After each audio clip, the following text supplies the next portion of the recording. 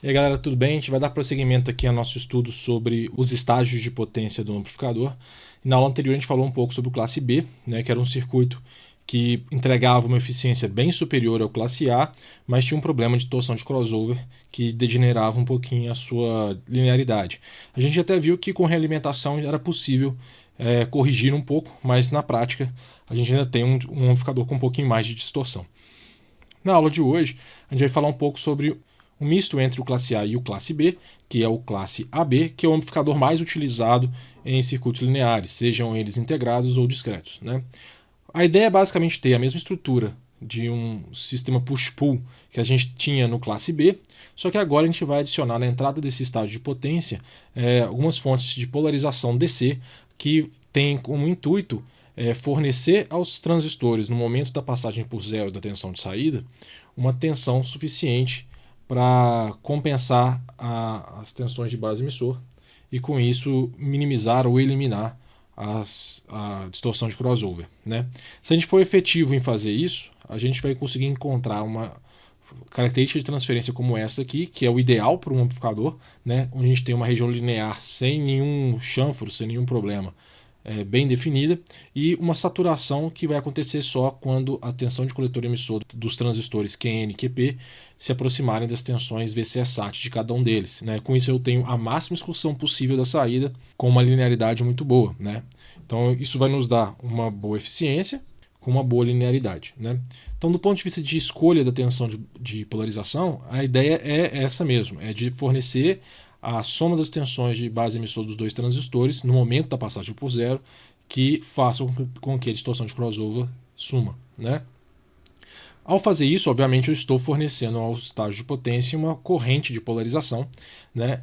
E essa corrente de polarização, no caso, é muito pequena, né?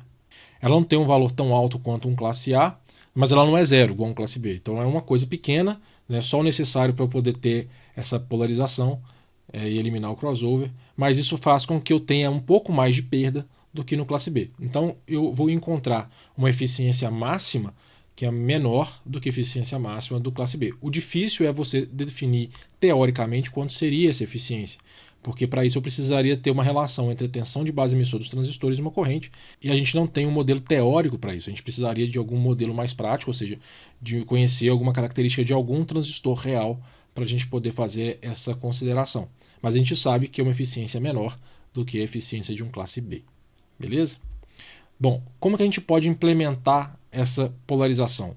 Na verdade, a gente pode fazer isso de uma forma bem simples, né? A gente pode simplesmente colocar, né, como no nosso primeiro exemplo, uma fonte de corrente de polarização que vai acionar uma série de diodos, ali estou botando 2, né, mas podem ser mais, e se a tensão sobre essa série de diodos for igual à tensão necessária para eliminar o crossover, eu tenho o meu sistema resolvido, né?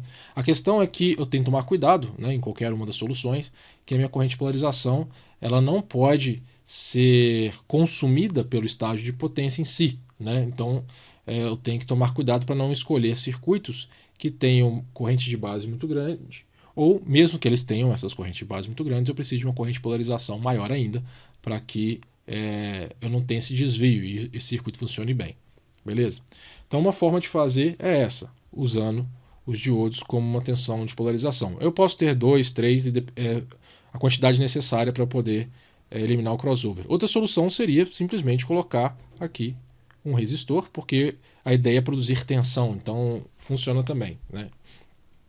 Agora, enquanto você vai encontrar isso muito em circuitos integrados, mesmo que a implementação não seja necessariamente um diodo, ele pode ser um transistor numa configuração diodo, né? Como a gente já discutiu, um transistor nesta configuração, ele é um diodo, do ponto de vista prático, né? Então, em muitos circuitos integrados, amplificadores operacionais usam isso para fazer a polarização do amplificador classe AB de saída.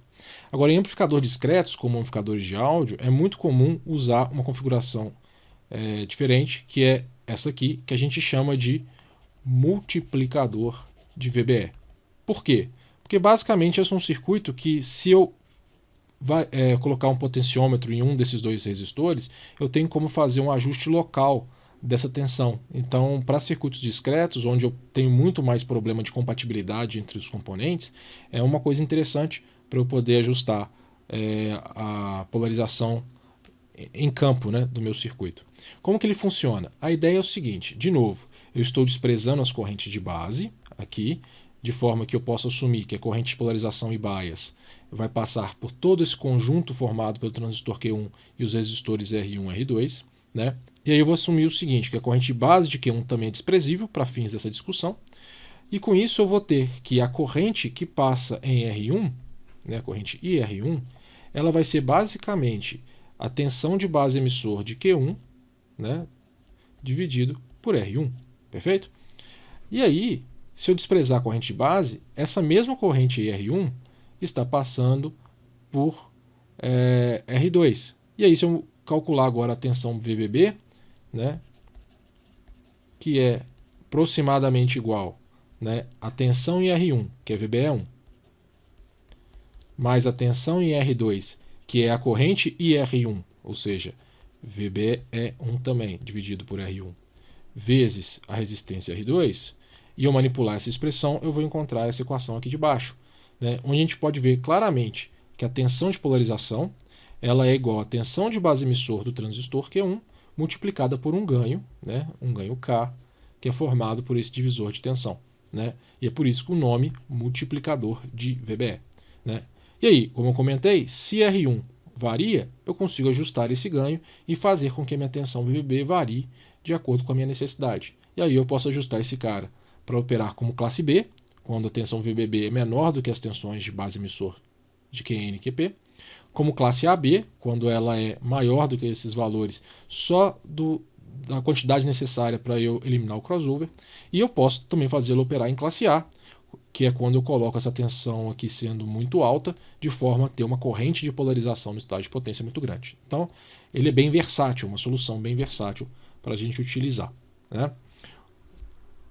Outra coisa interessante do multiplicador de VBE, que é crucial para operação em circuitos discretos, é que caso eu venha a ter o meu estágio de potência aquecendo, né, como meus transistores agora estão polarizados, eu tenho um problema, que é o seguinte: os meus transistores têm uma curva de tensão de base emissor por corrente de coletor que é exponencial, e à medida que eles vão aquecendo, essa curva ela caminha para a esquerda, de forma que, como eu polarizar meu circuito com uma tensão fixa, aqui, VBB sobre 2, por exemplo, né, que me daria, por exemplo, uma corrente bem baixinha aqui, I.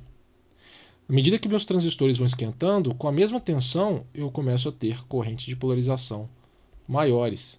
Né? E aí, isso pode fazer com que o meu estágio de potência entre em avalanche e eu tenha algum problema de operação. Né? Superaquecendo meus transistores e, eventualmente, até danificando-os. Né? Uma solução aqui muito fácil de resolver esse problema é colocar todos esses 3 transistores no mesmo dissipador. Por quê? Porque imagine, se os transistores de potência começam a aquecer, eles vão aquecer o meu dissipador como um todo. E aí o meu transistor Q1 começa a aquecer também. E ele começa a ter esse mesmo comportamento. Como a tensão de base emissor dele, né, para uma determinada corrente começa a cair, né, isso vai reduzir esse elemento da minha equação, né, a minha base emissora aqui para a configuração do meu circuito. Quando ele começa a aquecer, diminui. E com isso eu também vou fazer com que a tensão de polarização do estágio de potência diminua, compensando esse problema. Né? Porque, de novo, se eu tenho uma tensão fixa e meu transistor esquenta, ele vai puxar mais corrente, que vai fazer com que o meu transistor de polarização esquente, produzindo uma tensão de base emissor menor, que produz uma polarização de tensão menor, que vai fazer com que as correntes nos meus transistores de potência caiam.